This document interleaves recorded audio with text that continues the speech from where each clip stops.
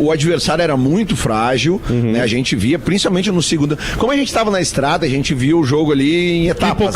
Picando. Mas ficava nítido, assim, no segundo tempo, tu que deve ter visto o jogo inteiro, que a parte física do Maracanã, depois dos 15 do segundo tempo, os caras desmoronam, assim, eles não conseguem. Eles tentam e não conseguem acompanhar o ritmo físico do Inter, né? Não tem como.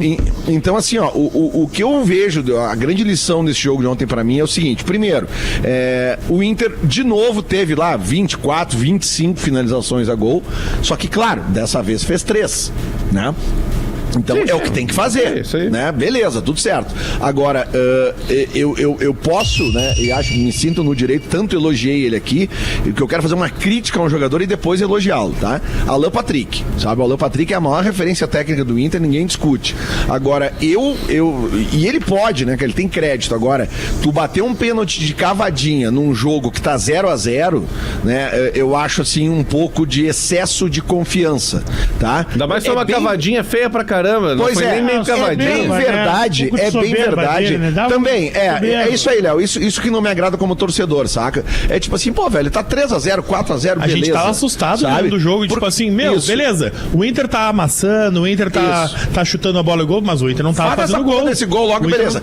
Agora, é bem verdade, Léo. Se tivesse 3-0 e ele tivesse errado a cavadinha, nós ia ter mais calmo na van. Isso, mas se é um cara do Grêmio, eu ia ficar puto também. Pois cara, chuta forte no campo. Mas o torcedor, quando fica puto com um jogador, fica brabo com uma atitude de um jogador, o jogador, ele tem uma condição de calar a boca do torcedor rapidinho, que é dar resposta em campo. E ele calou. E foi o que ele fez. Entendeu? Então ele vai lá e ele faz um gol. É muito mais difícil de fazer um gol de falta do que um gol de pênalti. E como é bom ter um batedor de falta no time, a gente fala isso tanto. Tem uma coisa rara, né? Cada vez menos gol de falta no Brasil, no mundo. E, velho, Alan Patrick ontem é aquelas bolas que a gente dizia, o cara colocou com a mão.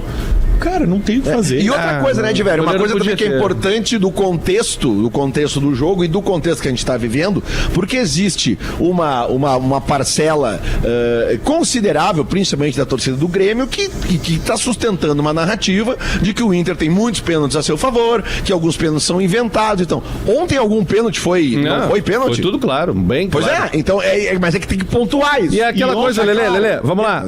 Os pênaltis todos têm a ver com essa diferença técnica do Inter pro Maracanã. O primeiro pênalti é um time que não tá acostumado a jogar com VAR. O zagueiro pulou com a mão pra cima, muito escandalosamente, a bola bateu na mão dele, ele tirou a possibilidade do jogador do Inter cabecear. O segundo pênalti é um cara que tá cansado e chega atrasado e derruba o Wesley. E o terceiro é mais ainda, porque daí o cara chega atrasado e dá no meio do Alan Patrick, ele largou, ele não conseguiu chegar perto da bola e dá no Alan Patrick. Era um time que tava claramente cansado e que tem menos qualidade contra um time que tem muito mais qualidade. Essa é muita diferença. E assim, Lelê, outra lição eu acho que ficou. Se o Inter tivesse jogado o primeiro jogo como o primeiro tempo desse jogo aí, podia ter descansado os outros 3 tempos.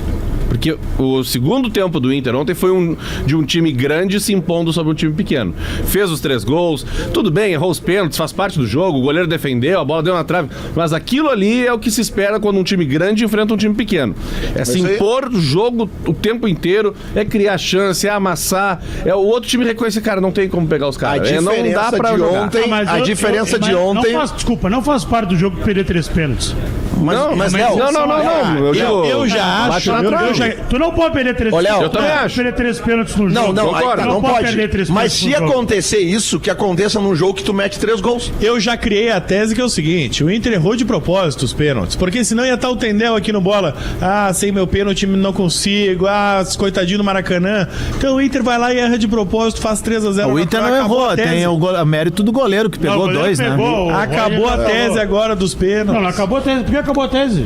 Porque não precisou. Sem meu pênalti eu não consigo, conseguimos sem o pênalti. Você já arranca o pênalti. Vamos fazer o quê, cara? O cara tropeçando aí. Não, mas só um pouquinho, eu vou te perguntar de novo. Algum dos pênaltis onde não foi? Não sei, não vi. Então, não vi. Essa é a narrativa da torcida do Grêmio.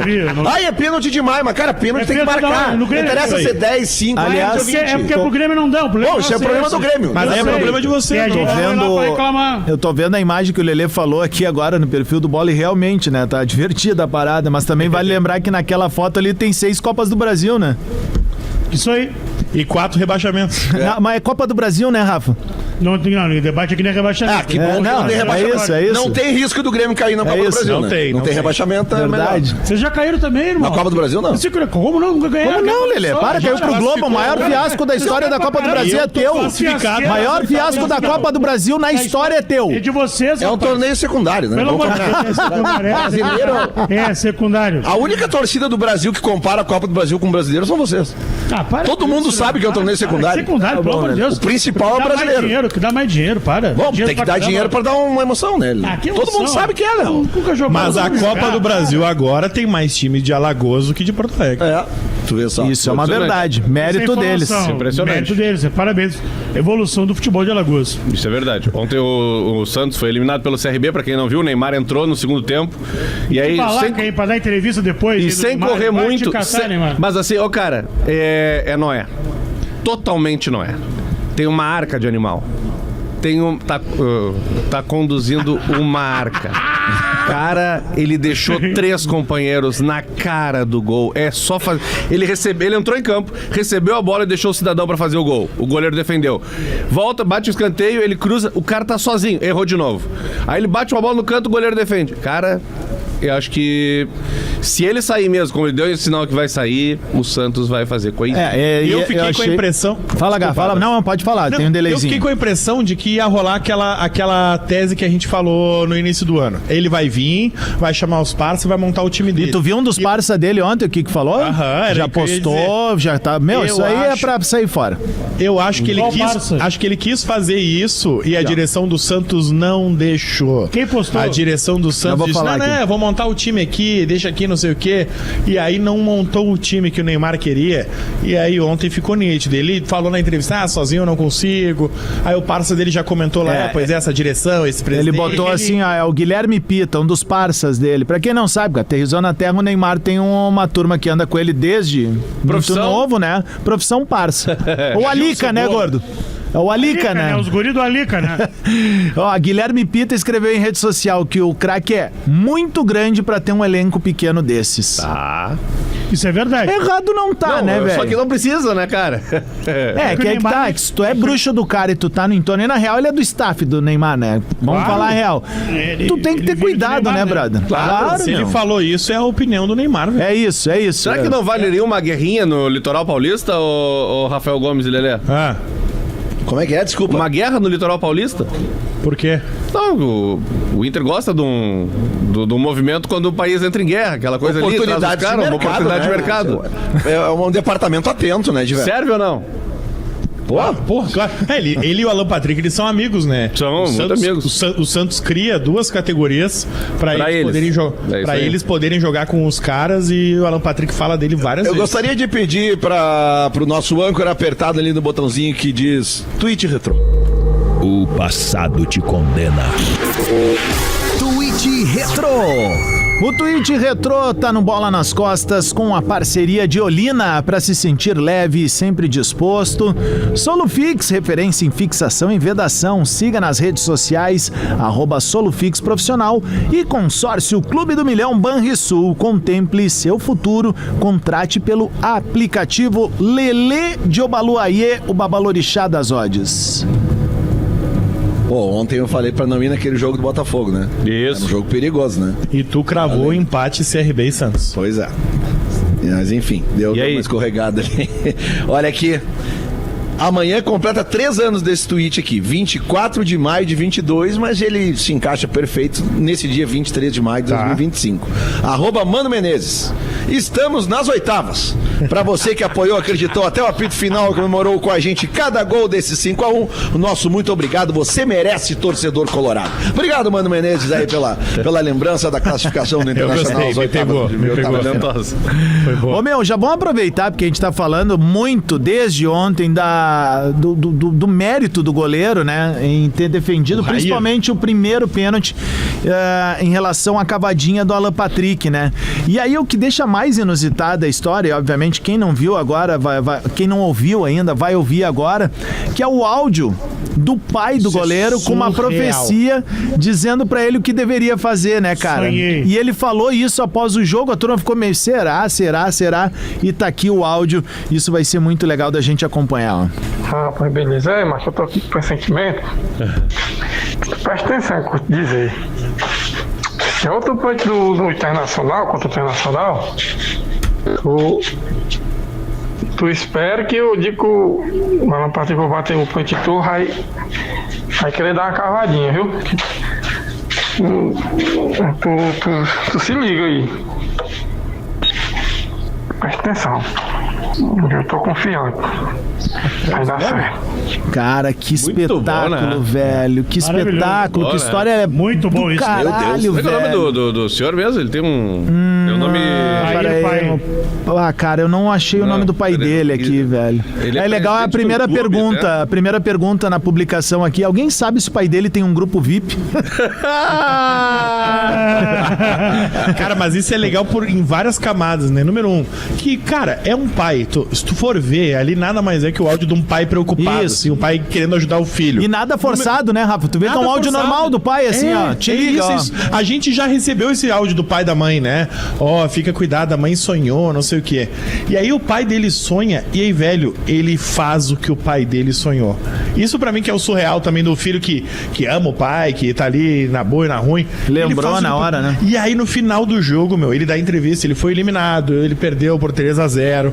Mas, velho, ele defendeu 2 pênaltis. E ali tá todo mundo querendo entrevistar ele e ele tá, meu, embasbacado com o que aconteceu. Ele diz, cara, vocês não vão acreditar, o meu pai falou, e ele tá muito feliz por ter seguido o conselho do pai. Então que legal e que bonita essa relação do Rair com o pai dele. É Ele tem uma Isaldo o história- nome do pai dele. Grande, seu Ele Isaldo. tem uma... Ô, de velho, me corrija se eu estiver errado. Ele tem uma história, ele jogou na base do Grêmio, né?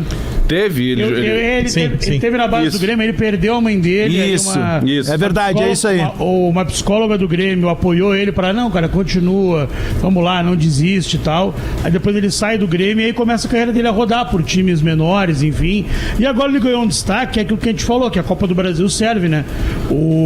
Falamos ontem disso aqui, O né? mercado daqui a pouco pode olhar o mercado de Série B, pode olhar pro Raí.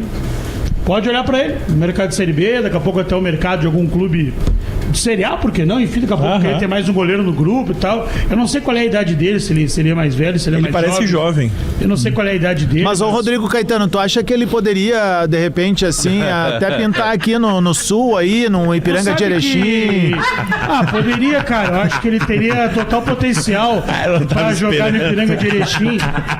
Mas, porque agora há pouco no Colégio Notre Dame, uma mulher me parou e falou assim, leva ele pro Grêmio. Aí eu falei, não, peraí. Vocês estão bem de goleiro já, né? Não é Kings League, não precisa ter um cara, não é futsal que o goleiro pega pênalti. Tem que defender todo o Mas resto. é importante ter um pegador de pênalti. Se não fosse o Volpe, vocês não teriam nem chegado no... Ele Seria até jogou, melhor, né? ele jogou na base do São Por que José seria também. melhor? O Rair, e foi para um campeonato de mata-mata. O treinador levou um goleiro a mais, subiu de categoria para levar um goleiro a mais só para isso. Se fosse para disputa de pênalti, o cara entra para defender. Mas ele é bom mesmo, ele é malandro nos Bom, pênaltis. além do Inter, os classificados da Copa do Brasil, né? Que agora é as oitavas, a partir de agora, a hora que o filho chora, a mãe não vê, né? Sim. E tem espaço para crescimento aqui. Eu tenho uma opinião, aliás, uma pergunta pros colorados, mas a gente vai ter um texto, mas vocês vão entender onde é que eu vou chegar aqui, ó. Tem Vasco, Atlético Paranaense, CSA, São Paulo, Retrô, Bahia, Fluminense, Flamengo, Atlético Mineiro, Corinthians, Cruzeiro, Palmeiras, Botafogo, Red Bull e CRB. Pergunto pros colorados e peço que seja em um minutinho aí, gurizada, pra gente ler o texto aqui.